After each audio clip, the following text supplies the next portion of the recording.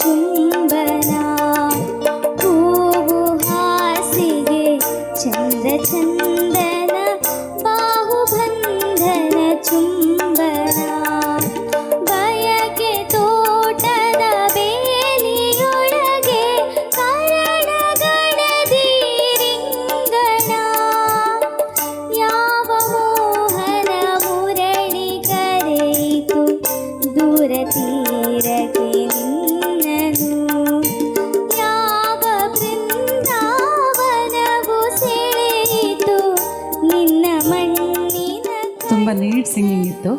ತುಂಬ ಓವರಾಗಿ ಎಲ್ಲೂ ಸಂಗತಿಗಳು ಬರಲಿಲ್ಲ, ಆದರೂ ತೊಂದರೆ ಇಲ್ಲ, ನೀಟಾಗಿ ಹಾಡಿದ್ರಿ.